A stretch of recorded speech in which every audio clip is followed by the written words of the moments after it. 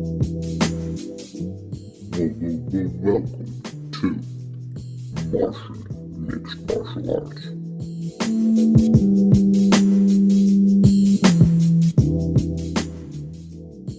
Wow.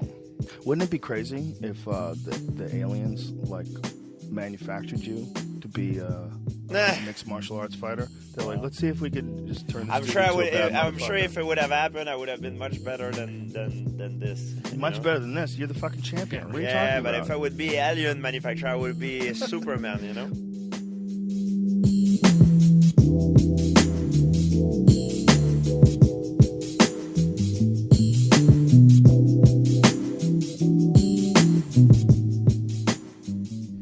Hello, ladies, gentlemen, boys, girls, aliens, Martians, any conscious being tuning into the podcast. I welcome you to episode 36 of Martian Mixed Martial Arts.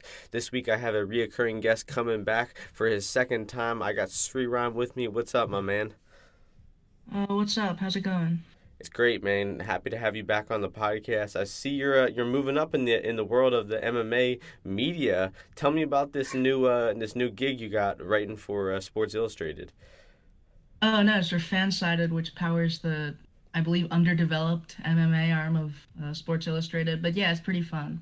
Wrote the first piece for this upcoming card that we're about to talk about. Hey, it's only underdeveloped for a little bit more of time because I'm sure that you'll lead that thing into being, a leading source in MMA. Hey, it's got the resources behind it. It probably just needs a few more content contributors, and you're one of them getting it on the ground level. So props to you on that, man. Congrats. Thank you. So we got a card ahead of us this weekend. It is the first UFC card in 3 weeks, and it is also the first card in an 8-week stretch of 9 UFC events, I believe, if I'm correct. 8 weeks in a row, we'll be having episodes for you. Even 1 week, we're going to have 2 episodes in 1 week to preview the UFC cards on Friday and Saturday. I believe that's not till December, though. So this week, the UFC is in Montcon, Canada. And we have UFC Fight Night 138, which is headlined by Volkan Ozdemir versus Anthony Smith. And let's see, what province is Montcon in? Do you have any idea? New Brunswick, Canada. New Brunswick. Yeah, wherever the hell that is. I've never heard of this place before, but there's it's a little bit of an underwhelming card, but after you do some investigating into the matchups, there's actually a lot of close matchups on this one. So what was your first take on the card, and after studying it for a while, what are you excited for now? First take is that the 2 best fighters on the card are hidden in the middle of the FS2 prelims, which is kind of unfortunate. But after Michael Johnson joined on, that's at least 3 very, very good strikers on the card, which makes it worth it even with the general lack of real relevant names. Seems like basically everyone's coming off a loss on this one, some 2. So it's fun, but it doesn't seem to carry that much consequence. For sure, good point. Yeah, there's a lot of people making their debuts as well. Don Madge, Tay Edwards, a couple women are not making their debuts, but I think searching for some of their first UFC victories, and Jonathan Martinez also making his debut. So with that said, we will start the first fight of the night. Stevie Ray, who is 21-8, is taking on Jessen Ayari, who is 16-4. Now over on the betting end of this, we had the opening line open up Jessen Ayari plus 165, Stevie Ray minus 215. The lines have since tightened up. Jessen Ayari is plus 130, Stevie Ray minus 150. So a lot of money coming in on Ayari. Kind of surprised about this one. I watched a couple of these guys' fights lately, and Stevie Ray, is a pretty consistently good guy. He's got striking, he's got grappling, and Jessen Ayari, man, I thought he was weird. I thought his striking was bad. He looked really desperate, and in his fight against Darren Till, he looked bad on the ground. Really just awkward guy. That was a really awkward fight to watch. Darren Till versus Jessen Ayari, which Ayari eventually lost. But, I disagree with the line movement on this one. I agree more with the opener at Stevie Ray in the minus 200 area. I think Stevie Ray will get this one done. Stevie Ray is a generally solid talent for the division. He's he gets a bad rap for the Cajun Johnson loss just because people underrate Cajun Johnson, in my opinion, who got absolutely robbed blind by Rustam Khabilov and then got kicked out of the division or out of the UFC. But he's generally solid. He's not terrible anywhere. His loss to Paul Felder signaled the end of his contract, and he's sort of been meandering since. And I don't think Justin Ayari's very good at all. Like I haven't seen him that much, to be totally honest with you, but the one fight I've seen of him, the Darren Till fight, it was not at all a good showing. And I mean, that's something to be expected against a number one contender, but that's just how it is. Stevie Ray, I cap it somewhere near -200, the opening one. Yeah, I mean Darren Till in that fight didn't look that good either. I think Ayari was maybe able to take him down once or twice, but not really hold him there. But Till just was hurting him a lot. It really looked like he had his number from the jump and just couldn't finish him. So yeah, I wish I watched that fight before his Woodley fight. I would have been even more confident in Woodley. I was on Till there, and I regret it, but Till landed probably the best punch of his entire UFC career against Ayari, where Ayari literally ran in with his chin up onto a really, really nice uppercut. And that's pretty much the only thing I remember from that fight. Neither one really distinguished themselves past Till with that uppercut. Yeah, So, I mean, Till had a lot of good straight lefts in that fight. I mean, he was tagging him. Ayari's got a bit of a chin on him, so if Ray wins this one, I think it'll be a decision via wrestling. And moving on to the heavyweight fight, we have Arjun Bueller, who is 7-1, taking on Marcelo Golm, who is 6-1. Marcelo Golm opened up +150. Arjun Bueller opened up -180. The line sunk pretty deeply after that, though. Marcelo Golm went up to a pretty decent-sized underdog around +200, and then has been bet down a decent amount since then. I think that the value is clearly on Marcelo Golm on this one, even probably worthy of a bet. I mean, I think both of them are boxers. That's their strength. We've seen both of them, or we've seen Bueller maybe shoot for a few takedowns in his last fights, but he doesn't really have good top control. I don't think he's going to be able to keep Marcelo Golm down like Tim Johnson did when he beat Marcelo Golm. But we saw Arjun Bueller just have a terrible ground game, terrible mental ability, terrible cardio in his last fight when he got submitted by Adam Waszorczak. So, I think that Marcelo Golm this will be a boxing match. I think one of these guys will probably end up going down, even though both of them aren't really notorious for their knockout power, but I'm going to favor Golm in this one. my takes on Arjun Buller are pretty much exactly the opposite of yours because, I mean, it's pretty funny. I think Arjun Buller, like an omoplata at heavyweight, is kind of it doesn't happen. It really shouldn't happen. It's a glitch in the matrix. And saying that it's like a mental game thing is something that I really doubt. He's not he's an Olympic wrestler type person. I don't really know anything about his credentials, but I've heard he had some connections to the Olympics. He's with AKA, and I don't generally rate AKA as a team, except when it comes to turning already established wrestlers into decent strikers with a wrestling framework. So I don't think Marcelo Golm is going to be able to get too much going against Arjun Buller, given that he wasn't able to get too much going against Tim Johnson. And Tim Johnson he didn't really get him down, right? He sort of just held him against the wall. It was a Czech Congo type performance. I think Arjun Buller takes him down, keeps him down, gets the decision.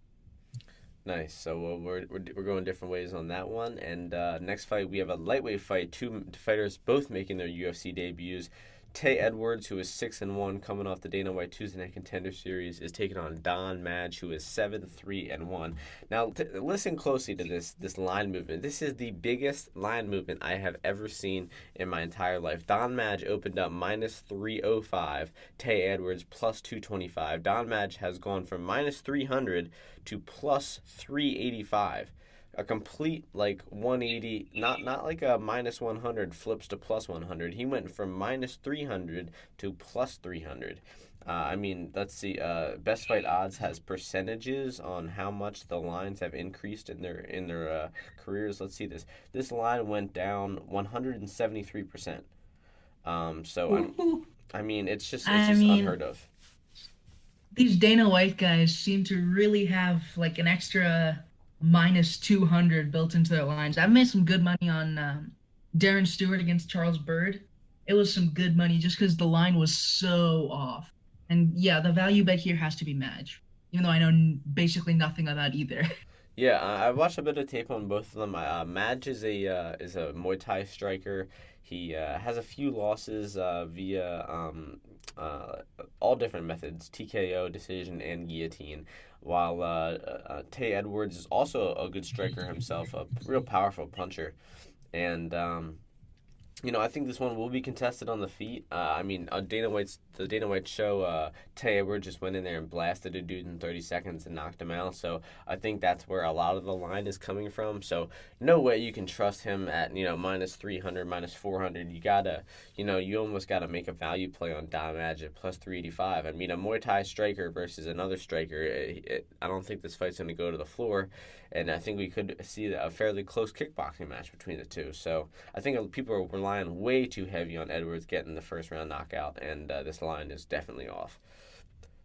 Yep. I mean, I feel like this could sort of end up being a bad beat just because T. Edwards is the kind to come out aggressive, and that could easily end up in a first round finish for him.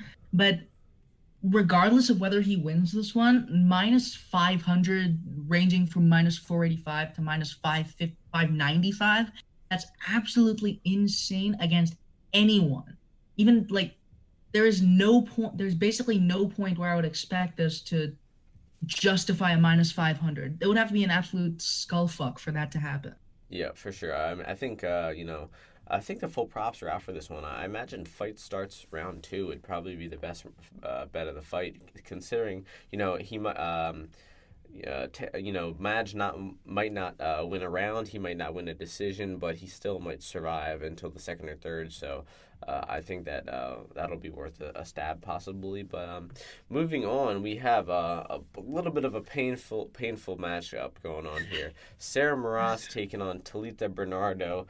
Sarah Moras is 5-3. Talita Bernardo is 4-3. This betting line opened up Bernardo plus 205, Moras at minus 285.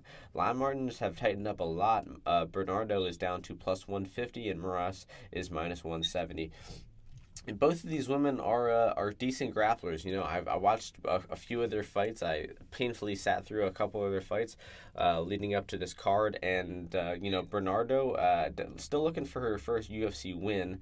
She has lost to Marion Renault and Irene Aldana, both tough competition. She, in those fights, she was really just, grasping for legs. She was trying to get a takedown. She was getting them. She was getting hurt on the feet against Aldana, but then she would, dive for a takedown and then maybe get Aldana down for 30 seconds and then, get her wits back about her. But neither of these women have good striking. Sarah Moras has gotten a victory in the UFC against Ashley Evans Smith via armbar. She's also lost to Lucy Pudilova, just got outstruck in that fight completely. It's funny, we've seen Pudilova and Aldana have that great fight recently, and both of these women have fought Pudilova and Aldana separately, and both fought a very similar fight, which was, looking for those takedowns while getting outstruck. So I believe that, it's hard to make a pick in this one, but it's got to be 50-50, honestly. But when the fight is 50-50 and one of them is plus 150, then it might be worth a little bit of a play. So I think Talita Bernardo is a bet on this situation. I think that it'll be a close grappling match, and like I said, 50-50, and one of them is plus 150. You got to make a play. I generally pass on this sort of low-level women's MMA fight just because they're so chaotic. You can't really trust either of them to do anything that you think they will do based on their last few fights. And what I mean by that is, like, you look at 70 to 80% of these sorts of low-level women's MMA fights, they tend to end by either guard armbar or someone getting up their back off a botched head and arm throw. So I really can't bet on someone. That said, I saw someone on Twitter say that Talita Bernardo's good at one thing, which is sitting in someone's guard, and Sarah Moras is good at one thing, which is getting guard submission. So, I mean, if I have to go based on that information alone, it's going to be Sarah Moras, but this is a solid pass for me. Yeah, we would be lucky to see a submission in this one. I think that the most likely scenario is a boring decision that, one of them, lays in praise more than the other, and the judges maybe kind of just guess whoever woman won that round. But I think that I would be delighted to see either woman submit one another in this situation. Like I said, both of them are pretty high level. I believe Bernardo is a black belt, but Morales also has good ground game. And we're going to move on to a fight that you're very interested in. Your boy Calvin Kattar, 18-3, taking on Chris Fishgold, who is 17-1. The betting line in this one opened up at Calvin Kattar minus 450, Chris Fishgold plus 330. Line margins have tightened up. Calvin Kattar is minus 270 now, and Chris Fishgold's plus 230. I'll let you go first on this one. Give me your take on this fight. Okay, so overall, I don't know how Calvin Kattar can't be anyone's boy because the guy is absolutely awesome. The Burgos fight was it's behind Romero Whitaker too, and maybe Poirier Gaethje is my favorite fight of the year so far because that shit was fire. Calvin Kattar, probably one of the best jabs at featherweight, which is a pretty high level of praise given that Edgar and Holloway are in that division. He's an overall very, very strong.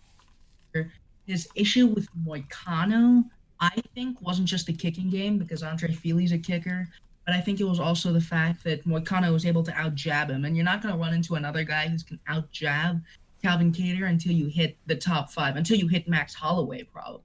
So I think Calvin Kattar is going to have a little bit of... He's going to be underrated until he faces a good kicker and beats them, just because how bad that Moicano performance looked. He sort of looked like a Diaz brother. But Chris Fishgold, I know he's a grappler. I know he's very good. He's from Cage Warriors. But I honestly think Calvin Kattar is a future top 5 guy because there aren't too many people that are going to be able to deal with his brand of fighting. And I'm going to say Calvin Kattar by middle round knockout. All respect to Chris Fishgold, but he's facing a monster here for his debut. Yeah, I'm a big fan of Kattar as well. I really liked that fight against Burgos, like you mentioned, and was pretty shocked when he lost against Moicano. But Moicano really did, like you said, jab him up in that one and just outstrike him. But there's a couple interesting things to this fight. Chris Fishgold is was a Cage Warriors 155 champion and is now dropping down to 145 for this fight. And Fishgold, man, he looked like pretty big 155er. I suspect that he's coming off of some special sauce and is now dropping down the weight classes. I mean, that's the only reasonable explanation. This dude, it was a big framed 175 pound lightweight, and all of a sudden he's making 145. So I'll be really interested to see him on the scales tomorrow. That'll be a huge indicator for this fight. But Fishgold's, like you said, wrestling really good, man. He's I know you hate this type of style, but he will wrestle you to the ground and just lay on top of you and win rounds like that. And that's what he did against this gentleman Webb. Let me remember his first name, Nick Webb, in his Cage Warriors fight. He went the full 5 rounds. Fishgold was taking him down, going for submissions, and of this Nick Webb guy was tough as shit, and he lasted to the decision. Fishgold also has a recent submission. His most recent fight was a submission over Alexander Jacobson in Cage Warriors. He was 8-1 coming into that fight, so a very legitimate opponent he was taking on, and he choked him out. But the one thing that worries me again about Fishgold is his inactivity. He's only had 2 fights in the past 2 years, while Kattar's been very active. I believe Kattar will win the stand-up of this one pretty easily, but I think Kattar's takedown defense and ground game is a little bit unknown. I imagine in some of his earlier CES fights, or his regional fights, his ground game was, maybe shown in that, but I haven't watched those fights. So, his ground game is a little bit unknown, but if Kattar is able to stuff the takedowns, then I believe that he will win this one easily. Fishgold is just not the same fighter as him on the feet, but, if Fishgold's able to get Kattar down, which, he might be able to a few times, this fight will get interesting. So, if I have to go with a bet on this one, I'm going to go with the value on the underdog at plus 230, but if I had to pick, I would cap Calvin Kattar around minus 175 or somewhere around there. So, but this one should be a good fight. Yeah, I think Calvin Kattar, his takedown defense is untested, but on the other hand, Moicano is a decent takedown artist, and he didn't really go for that many. And Cater, his boxing footwork doesn't lend itself well to defending low kicks and kicks in general, but he's generally adept enough at not being herded into a corner that I don't think Chris Fishwell will be able to get too much done. There are like 3 guys in the UFC with a good shot in open space. So I feel relatively confident about Calvin Cater. I wouldn't cap it at where the line is now, but probably somewhere around minus 200. Yeah, good point about what you said. I mean, he fought guys like Moiscano and Feely, who are both good, wrestlers and grapplers, and they did not get any grappling off in that that fight. So that's a good sign. But moving on to the 155-pound division, we have Nasrat Hakarpas. Never really learned how to say his last name, but taking on Theobot Gotti.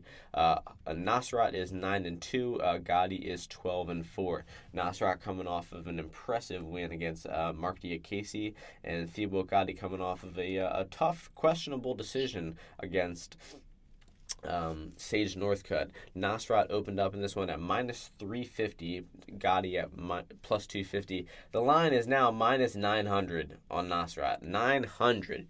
Gotti plus 600, excuse me. Man, that line is just so fucking wide. I can't believe it. Nasrat, he's a good fighter. People act like he's some knockout artist. He has 8 knockouts, right? 6 of them are over fighters with 0 wins. 0. He just fought cab driver after cab driver after can, and then now he's, being made out to be this finisher. His inside the distance line is over minus 200. So I think Nasrat will win this one, but I think it's going to be a decision, and it's going to shock a lot of people that Gotti is pretty tough and is not a slouch. I mean, he just arguably beat Sage Northcutt. He has a win over Andrew Holbrook, a little bit of a tough UFC career before then, having 3 straight losses, but I think the guy's a decent fighter and should not be anywhere around plus 600. So, in terms of, I don't think Gotti's worth a bet. I don't think he's going to win this fight, but I think that not Nasrat inside the distance is a good play, and I've already made that. So, what's your take on this one?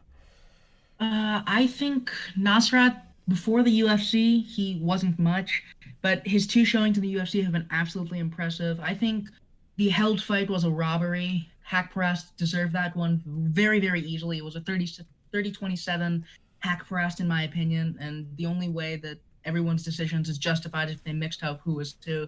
But the Diakese fight was tremendously impressive. It was evocative of an RDA performance. He beat the crap out of poor Mark, who hasn't been having a good go of it lately with Dan Hooker and Drakkar Klose. So that isn't a high quality win, but the way he got it was 100% high quality. And this is one of the rare minus 900, minus 1,000 that I think is justified in the sense that I think this is going to be an absolute destruction. It might not be a finish because Haqparast isn't the kind to rush for a finish, but I do think it will be just a total domination, because the reason they've given Haqparast Goody in the first place, and this is my guess, this is total speculation, is because Haqparast has not that many highlights in the UFC, in the sense that the held fight has the knockdown, and the Diakese fight just has Haqparast beating him pillar to post for 15 minutes. And a good knockout over Goody might get him a little bit more hype, but I don't think the knockout's a given. I do think, however, that Goody is not nearly good enough to hang with Nasrat Haqparast.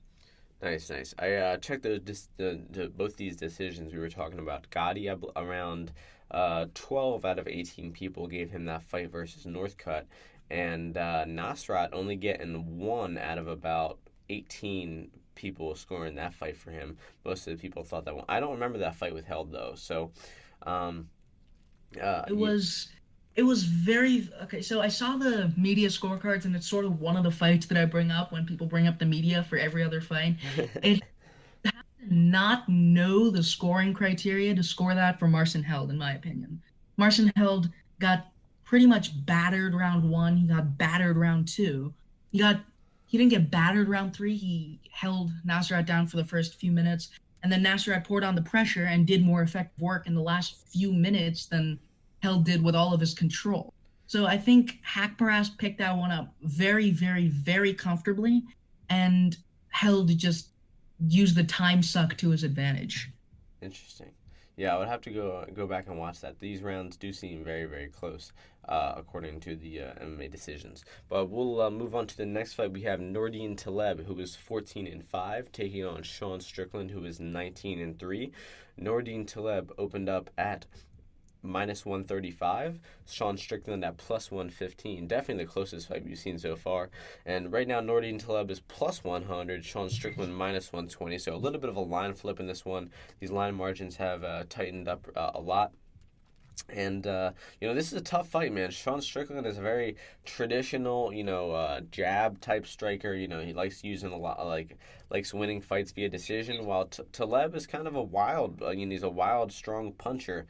And, he had some success with that in his last fight, but then he eventually, Claudio Silva weathered the storm and took him down and tapped him out. Nordine Taleb's ground game is not very good, but he does have very, very powerful striking. And, it's interesting, man. Part of me thinks that Strickland will be able to out-jab him and, use, kicks and whatnot to win a decision. Part of me thinks that Taleb will swarm him and maybe catch his chin like Aleski dos Santos did. But Strickland's got a pretty good chin. I mean, it might be pretty hard to do that. So really hard to pick this fight from a betting perspective, but I think I'm going to lean Strickland. I'm in the same place. I think Nordine Taleb, the biggest concern I have about him after the Claudio Silva fight is his fight IQ. If I remember correctly, he went for a leg lock and then committed to that leg lock and didn't use it for anything other than trying to go for the leg lock. And that was bizarre to me, considering he was facing a legit grappler, and I would think he would be the better striker. He was catching Silva's kicks fairly easily throughout the first round until he, made the blunder. And one thing that you can't ever say about Sean Strickland is that he's a wild man. And I mean that in both the best and the worst ways. He's tremendously boring when he gets his game going, but he is a very, very good fighter. Basically everyone he's faced, save those 3 that he's lost to, he's been able to out-jab, he's been able to outstrike, he's been able to outsmart. And that means that I can't trust Nordine Taleb to not survive. He's going to survive. He's most likely going to survive. Strickland has 1 finish. But I can't trust Nordine Taleb to thrive under the intelligent assault of Sean Strickland. Yeah, it's gonna be a good fight, honestly. I think it'll either end in round 1 for Taleb, or it'll be a decision for Strickland. And moving on, we have another 170-pound fight. Court McGee coming back for the first time in a while, who is 18-7, taking on Alex Garcia, who is 15-5. This fight opened up Alex Garcia -175. Court McGee +135. Not much line movement on this one. Alex Garcia -190. Court McGee +165. It's hard to trust either of these guys, honestly. This is probably the least interesting fight of the card, honestly. Court McGee has lost 4 of 6 in the UFC over the past 5 years. I mean, he's really struggled with activity. And then Alex Garcia is, he's not very promising. He lost that last fight to Ryan LaFleur, was taken down and just kind of held down. He's got some decent striking, got decent power on the feet, but he's just too wild, and he doesn't really have a well-rounded game. So it's tough to even pick who I think is going to win this fight. I would go with Alex Garcia just because he's the more active, the more he's shown a little bit more lately than Court McGee, who's looked pretty helpless since 2016, I want to say. So I'm gonna pick and even that his win, he hasn't had a serious win since Robert Whittaker 5 years ago, which obviously is a good win. But I'm gonna go with Alex Garcia in this one, but not expecting any good entertainment out of this fight. Yeah, I mean, for me, it's Court McGee. He's been inactive, and I think that's kind of hidden the fact that he's declined a ton. I mean, the man's been in the game for a long time, and his first knockout loss was to Santiago Ponzinibbio not too many fights ago. And Ponzinibbio is a lot better than Alex Garcia, but I think Alex Garcia presents a challenge to Court McGee that Sean Strickland didn't in McGee's last fight. And that's just the challenge of how do you deal as an older guy with just a guy that's really, really physical, really powerful under the right circumstances. And that's not Sean Strickland. That is Alex Garcia. And I think Garcia is going to make this a little bit uncomfortable with, I think it's going to be an early finish just because I don't think McGee is that good at this point. He used to be able to drive a pace. He used to be able to strike decently, used to be able to wrestle. But I don't think that at this point I can trust him to do that against a young guy who's very, very powerful, who has the ability to hang against guys as good as Ryan LaFleur. Yeah, so we seem to be on the same page as this one. You know, like I said, not really expecting too good of a fight out of this one. Same theme in this next fight, man. 205 matchup. John Vellante, 16-10, taking on Ed Herman, who is 22-13. When the two fighters have 23 losses between the two of them, you know, how good can the fight be? Let's see what this. Hey, now don't go talking shit about Artem versus Johnson. Oh man, yeah, that's a bad one too. They probably have more losses, right? Oh yeah, Probably. 27 losses in between that two. Well, we'll get to that one later. Hold your horses on. I know you're chomping at the bits to talk about that one. John Vellante minus 250, Ed Herman plus 210 on the opener. Almost no line movement on this one. I don't think a single fucker out there is betting on this fight. Minus 245 for Vellante, Ed Herman plus 205. Man, Ed Herman has been super inactive. I don't think he's fought in 2 years. Is that correct? I don't remember the last time I watched this dude fight. John Vellante has been active, but I mean, how active can you be when you're John Vellante? I mean, the dude is a low output, you know, very, very boring type of fighter.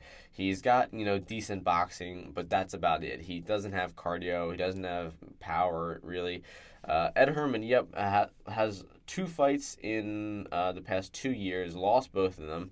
Last win was over Tim Boach in the beginning of 2016. So, you know, just based on activity, based on, you know, the matchup, I'm going to go with Vellante. But honestly, I would like to see Ed Herman pull this one off. I'm on Herman on this one just because I think John Vellante is thoroughly unimpressive in pretty much every single one of his last 5 outings.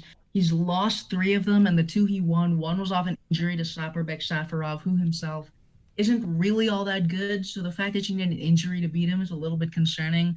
And the second one was the one at UFC 220 against Francois Barros, where he had Barros against the fence for the entire fight and did literally nothing with the entire fight with that position.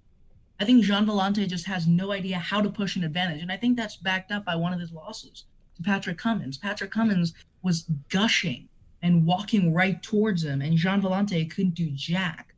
So I don't think that there's any reason to trust Jean Vellante, even compared to Ed Herman. And Ed Herman isn't great. But Ed Herman's last good win gives me more confidence in Ed Herman than pretty much all of Jean Vellante's resume gives me in Jean Vellante. So I'm on Ed Herman, especially at the current. Yeah, I might, I don't know, start cooking during these 2 fights, or, you know, make dinner, or, you know, go for a walk, because, like I said, it's just the entertainment value is going to be so little in those ones. It'll actually be a little bit on the side of pathetic, I'm going to guess. Next fight, speaking of pathetic, Andre Sukumtat, 2-6, taking on Jonathan Martinez, who is 9-1. Andre Sukumtat opened up in this one minus 210. Jonathan Martinez is plus 175. Andre Sukumtat is now minus 175. Jonathan Martinez plus 155. So the line has tightened up a bit.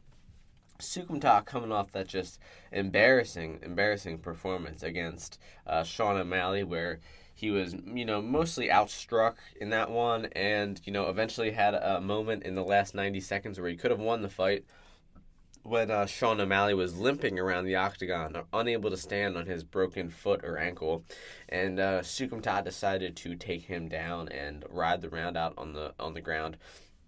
You know, he did have an interview and say that he was rocked and he barely knew where he was. He, you know, shot for desperation. He's going to learn from his mistake and everything. I'd like to believe that, but you know, it's that was just a really bad moment. You know, when the dude has 17 fights already and he's still doing stuff like that, it's just not a good sign for his career. He's had a really, really rough stretch in the UFC. Lost a couple really close split decisions against Alberto Morales and Alejandro Perez. Alejandro Perez, he knocked him down 3 times in that fight and lost. So and then obviously beating his only win in the UFC being over Luke Sanders, obviously not the highest of competition either.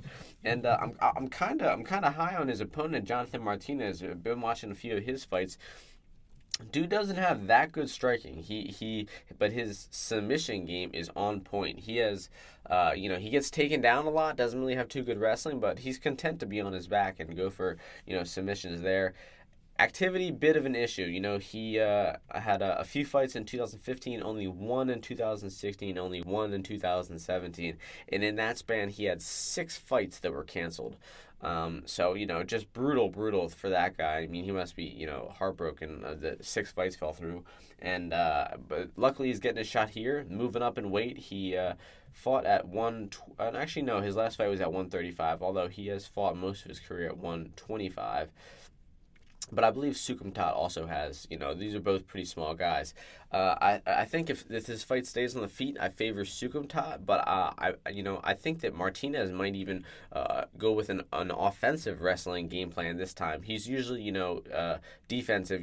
Gets taken down, goes for a submission. But if he can, I don't think he's going to be able to compete with Sukumtat on the feet. Sukumtat's got pretty good boxing. Actually got a bit of power for bantamweight. And I think that if Martinez can close the distance and get the takedown, I think that he will be able to submit Sukumtat. So this is going to be a good fucking fight. I'm really looking forward to this one. At first glance, it seemed like a bit of a mismatch. A somewhat proven guy like Sukumtat taking on a newcomer, but I think Martinez is very game, and I think this one's going to be a great fight. I still think it's I think it's a mismatch, to be honest, just because I think I rate Andre Sukumtat a little bit higher than you do. I think his showing against Alejandro Perez was legitimately promising. He went full Masvidal on that one, but he dropped Perez multiple times with a jab, and then he pulled out a really, really slick counter on Luke Sanders. And Luke Sanders is the type to choke, but he's not really the type to get knocked out like that, generally. His losses have been by 2 leg locks to Yuri Alcantara and Ronnie Yaya. So Andre Sukumtat is a pretty good fighter. I think he's better than Jonathan Martinez. I don't think Martinez will have run into the sort of striking acumen that Sukumtat has, even though Sukumtat probably isn't elite at the weight class. He's at a pretty deep weight class, and his loss to Sean O'Malley shows that he is a far, far cry from elite. But I do think that Martinez is even further from what I've seen of his striking. And I don't think that the offensive wrestling of Martinez is enough to get through the boxing arsenal of Andre Sukumtat. Nice. I would still cap Andre as the favorite in this one, but I'm looking forward to seeing if Martinez can overcome the underdog. Well, moving on, we have Misha Cirkunov, who is 13-4, taking on Patrick Cummins, who is 10-5. This fight's going down at light heavyweight, and the lines opened up at Misha Cirkunov minus 390, Patrick Cummins plus 320. People are still betting Cirkunov down to minus 450, Cummins up to plus 360. I think that Cirkunov should win this one, but the value is on Cummins in this one. I mean, it hurts to bet on Cummins. I mean, I wouldn't really advise a play on him, but the value is clearly on Cummins. I mean, we've seen, Cummins all throughout the UFC. I mean, he started his UFC career very early. 4 fights in his MMA career. He came in fighting Daniel Cormier on short notice. So he's been in the UFC for a while, and I don't think that Cirkunov has shown anything too impressive to make him minus 450. I mean, we've seen him get a couple of wins in the UFC over Alex Nicholson, Ion Kutaleba, and Krylov, but we also seen him get knocked out twice by Glover and Ozdemir. So it's going to be an interesting fight. I think both of their chins are pretty weak, and I think at one point one of these two will knock each other out. I think the line on this makes me feel like I'm missing something really, really big with Misha Cirkunov, because he hasn't been impressive, and I think Patrick Cummins is a legitimately awkward fight for him in the sense that Cummins, and people may not know this, he's a D1 All-American, and Misha Cirkunov is a grappler without any sort of wrestling credentials as far as I know. He's a good grappler, he's absolutely vicious from on top. but he's also really, really bad from the bottom, at least from what we saw against Glover Teixeira. Jared Cannonier did a better job against Teixeira from the bottom than Serkinov was. Serkinov was flattened out and beaten up in one round. So Patrick Cummins, I don't think Misha Serkinov will be able to take down. And I don't think Misha Serkinov will be able to do that well if Patrick Cummins takes it down. Right now, the cards are in the hands of Patrick Cummins. Now, on the striking, it's pretty interesting in the sense that I've never thought of Serkinov as a particularly powerful striker. And that's what it seemed to take Cummins out, because it's taken big athletic hitters like Daniel Cormier and Ovince St. Preux to put Cummins out for the count. Guys like Jean Vellante beat his face in for a whole round and nothing happened. So I don't really see a reason that Misha Serkinov not only is minus 450, but even a favorite here. I mean, he's off 2 losses. He's looked absolutely pitiful against Glover Teixeira. The Ozdemir fight, I put basically no stock in because that lasted like 10 seconds. But I think Patrick Cummins it's very, very forgiving for Patrick Cummins. Yeah, so I think this fight will be a little bit interesting to see who goes down first, but in terms of either of these guys being a top contender, I don't think we're going to see anything like that. Moving on to the co-main event, we have the GOAT, Artem Lobov, 14-1, taking on Michael Johnson, who is 18-13. The betting line opened up in this one. Michael Johnson minus 550, Artem Lobov plus 350. The line is currently minus 600, Artem Lobov plus 450. Man, that line is accurate. Minus 600 is accurate. Michael Johnson's winning this fight. Almost no doubt. He's gonna box Lobov up. He's gonna hit him with that long straight left and make it a long night for Lobov. Am I sure if he's gonna finish him? I'm not. Lobov has a pretty decent chin. He went 5 rounds with Cub Swanson, and he ate some pretty heavy shots in that one. So I think Michael Johnson will just beat the pulp out of Lobov for 3 rounds. And barring a non-catastrophic error, like Michael Johnson sometimes makes, then I think Lobov should win this one easily. Johnson should win this one easily. I mean, I think that there's a lot of people saying Johnson is inconsistent, but I think it kind of glosses over just the sort of competition he's been facing over the last few years, in the sense that Darren Elkins is tough to knock out. He's very, very, and if you go while trying to knock Darren Elkins out, you gas out, like what happened to Mirsad Bektik and what happened to Johnson. Justin Gaethje, incredible chin. Khabib Nurmagomedov turns out to have a pretty good chin. And Michael Johnson, he's faced awkward fight after awkward fight. And with the few awkward fights he hasn't faced, he's looked pretty damn good. Against Dustin Poirier, he sparked him out in, a minute and a half? Against Andre Fili, I think it was a pretty good performance from Johnson outside of that one RNC. Johnson pretty much marked him up with a straight left at will. So with that, I don't see the inconsistency of Johnson coming into play here. And Lobov doesn't really have much of a reliable win condition, in the sense that he usually wants to get into the pocket to trade because he has the reach of a toddler. And Johnson is going to destroy him there because that's where Johnson wants him to be.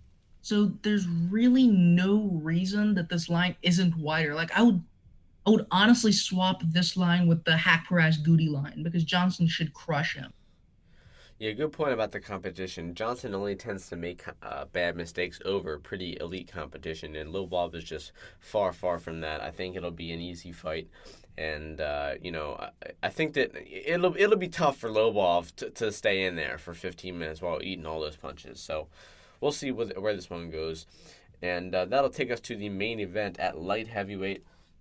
We have Volkan Ozdemir, who is 15-2, taking on Anthony Smith, who is 13-3, he is 30-13.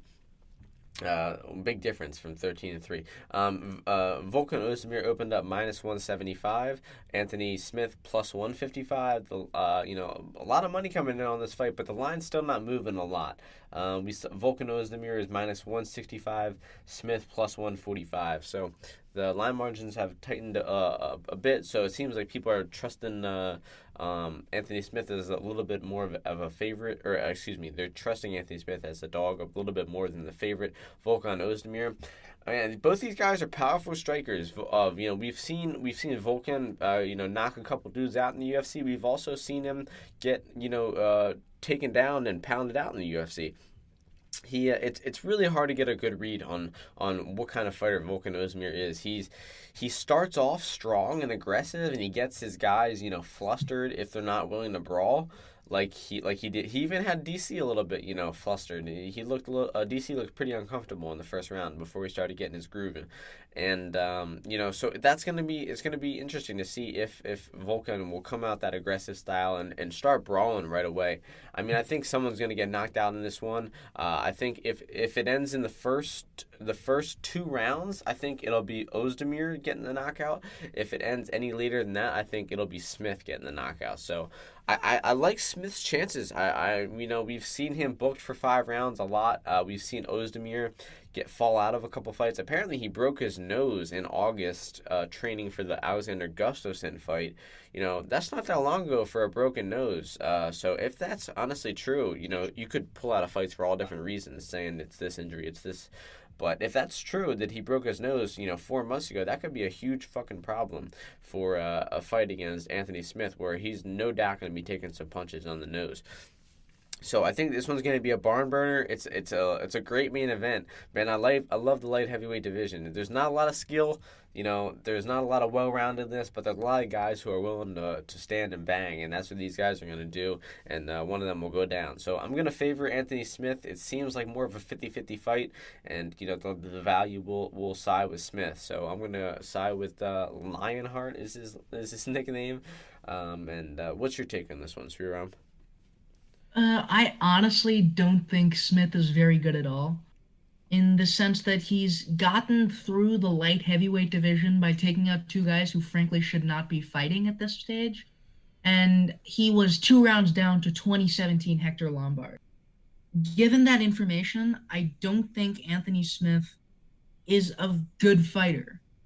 In the grand scheme of things, I don't think he is. He's powerful, he's athletic, but I can't tell you something that he's really, really good at, the way I can tell you that Volkan Ozdemir is even a decent distance kickboxer. I can't tell you that Anthony Smith is decent at distance. I can't tell you that Anthony Smith is a decent fighter on the inside. And this sounds really harsh, and I guess I'm kind of intending it that way because I don't think Volkan Ozdemir is all that good either, but he's at least decent. He's a decent distance kickboxer. He was able to punish DC's characteristic, exaggerated, deep lean with a few left hooks.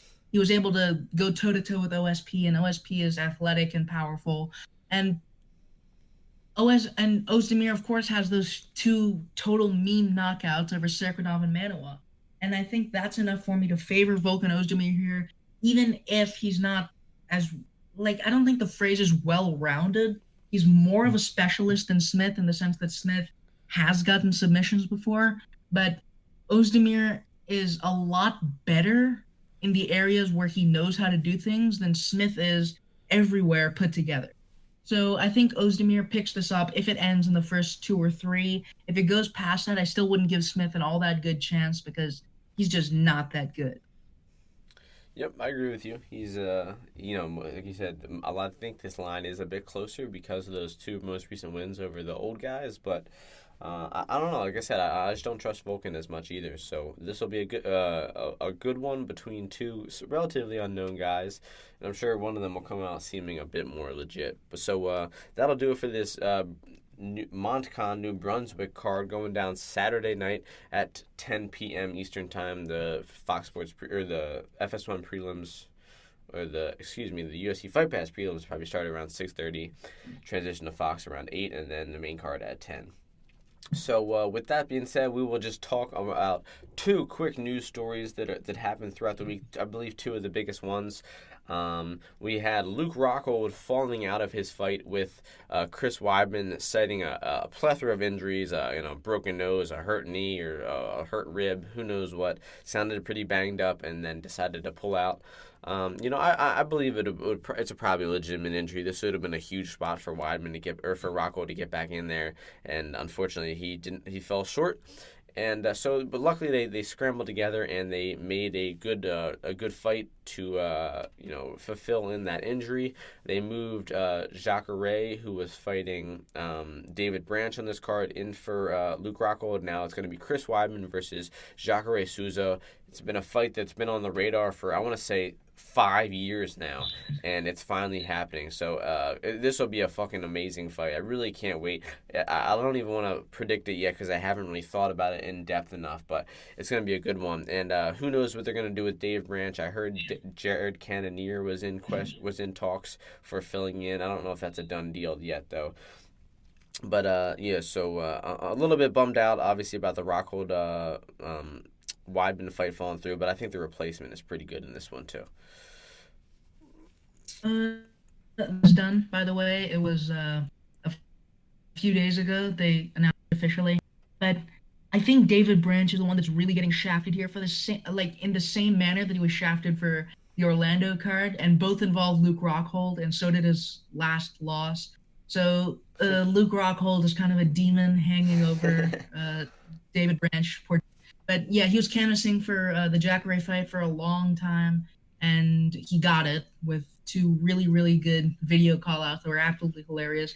And he got screwed by someone else's injury that should have been totally irrelevant to him. So press F to pay respects there. But I've got Weidman pretty easily over Jacare, and I don't really know what to make of Rockhold's injury, especially considering that he hasn't been in for quite a long time, since February. And I mean, Rockhold's never been that active. I remember he took a year-long break between the Bisping loss and the Branch fight because, I don't know, a hurt ego, I guess. But this isn't really out of the ordinary for American knee assassins. So, I mean, I'm not too broken up about it. The card's still good as it was beforehand. I just, the only person I really feel for in this situation is David Branch. For sure.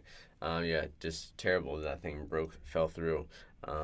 And the last story of the podcast, probably the biggest one from the past couple of weeks, we had I don't know if it's official yet, but it seems just about official. There's no official announcement from the UFC, but it was broke by Ariel Helwani on ESPN and a lot of other reporters that the UFC and ONE Championship are in talks of a trade between 2 fighters, something that hasn't gone on since I think the Pride days when they traded like Chuck Liddell to Pride or something like that in 2004, but they're trying to trade the UFC former flyweight champion Demetrius Johnson, one of the best pound-for-pound fighters in the history of the company, for Ben Askren, the welterweight champion of ONE FC, the former Bellator champion. He is an 18-0, incredible wrestler.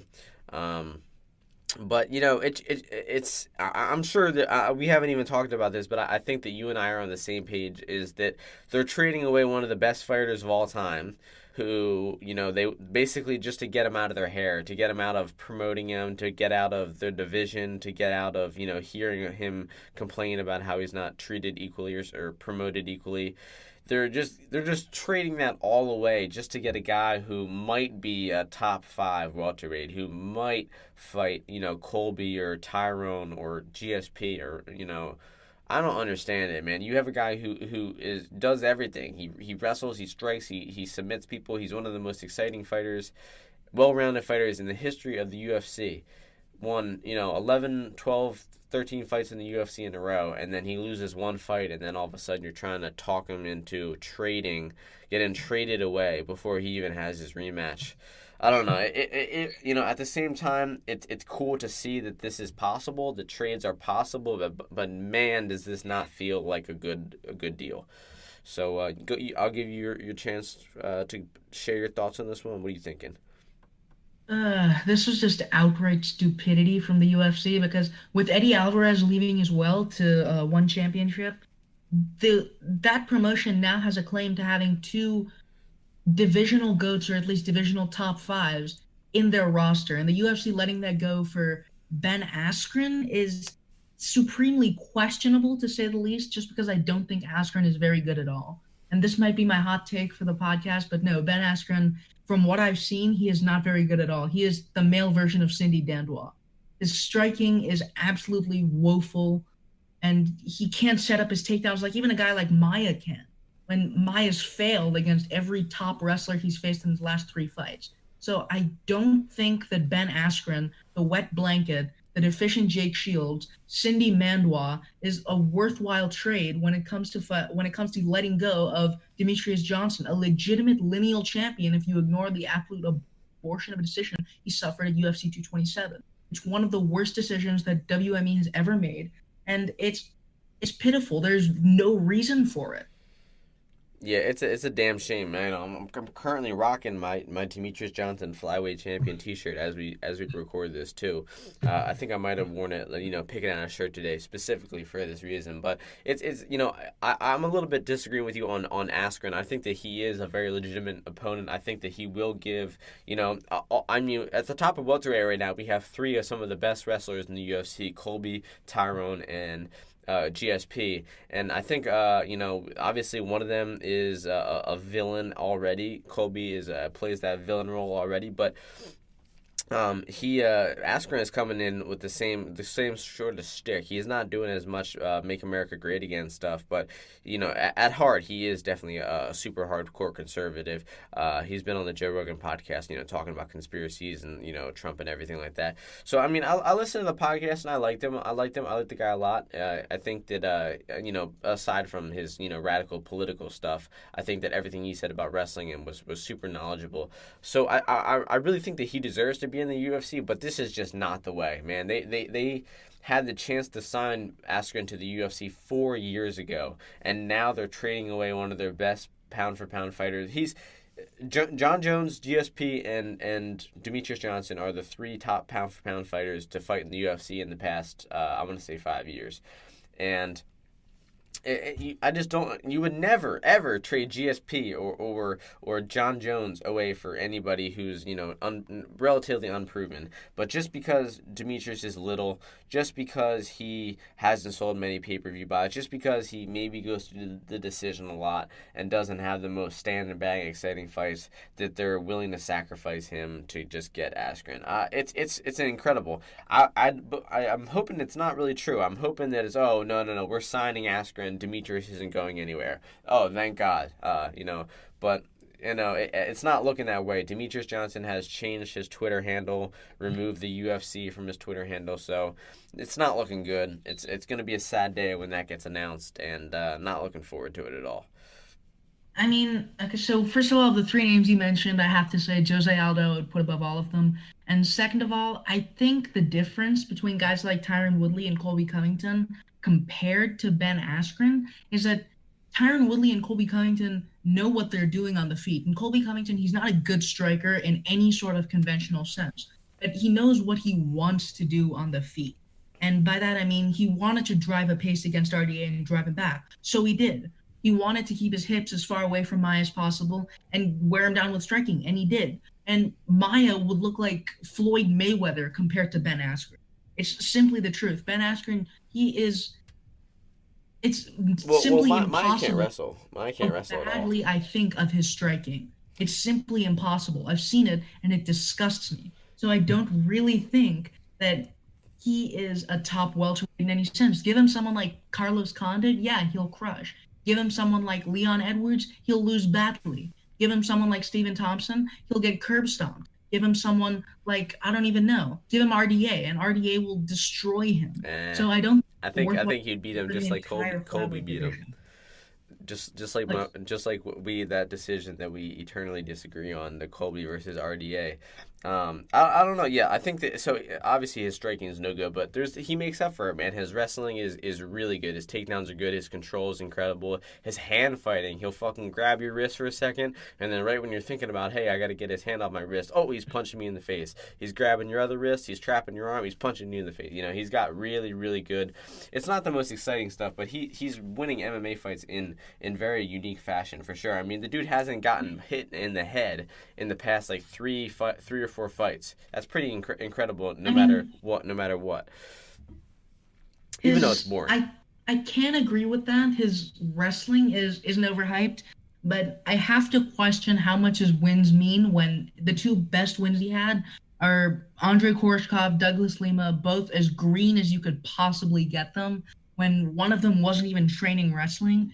And I think Ben Askren, he's asked to be in the UFC for a long time, right? But he's benefited from the UFC denying him more than anything else. His legend would not have grown if the UFC had taken him in at that point, because the man would have gotten crushed by anyone with the semblance of striking.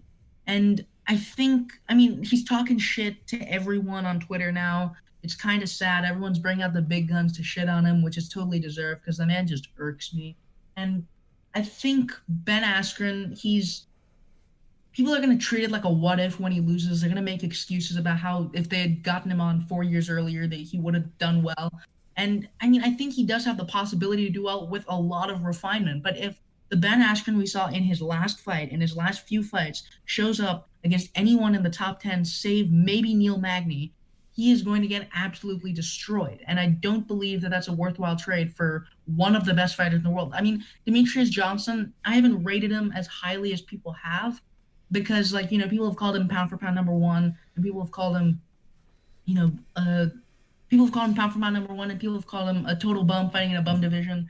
I disagree with both. I think he's fighting in a division better than light heavyweight and heavyweight, but he's not the greatest fighter of all time. That said, there is no argument, in my opinion, to have him outside of the top 5. There is simply no argument. So trading him for Ben Askren is just baffling to me. It will never stop being baffling to me. Yeah. A couple of things you said. I would like to believe the Aldo thing being better than them, but I mean, Aldo's lost 3 times. You know, he got lost to McGregor and then got beaten by Holloway twice. And I just think that, GSP maybe might have lost to Hendricks. Demetrius maybe might have lost to Cejudo. But those guys have, won 12, 13 fights in a row. Same with Jones, 12 or 13 in a row. So I think those 3 are the top ones. But I would love to make an argument for Aldo. I think he's a little bit out of that league at this moment. And we seem to be on the same page about the Demetrius not being worth it. But like I said, I'll disagree a little bit. I think that Ben will have success in the UFC. We'll see how far it goes, and I would like to see him against Colby or something like that. That would be a great fight. But that I'm kind of tight for time right now, so I think that'll have to wrap up the episode. Sriram, give everybody your where to follow you, your Twitter, your Bet MMA tips, your everything. It's just Sriram says, SRIRAM says on Bet MMA tips. Sriram M says on Twitter. I don't know why they're different, but they are. And you can catch my stuff on Fansided when I post them. It's just under my name. So thanks for having me, man. Yeah, man. Thanks for coming back on, and congrats about your starting your writing gig. And I hope to have you back on in the future, my man. And ladies, gentlemen, boys, girls, aliens, Martians, any conscious being tuning into the podcast, thank you for tuning in to episode 37 of Martian Mixed Martial Arts. And I will see you guys before UFC 230 next week. Peace.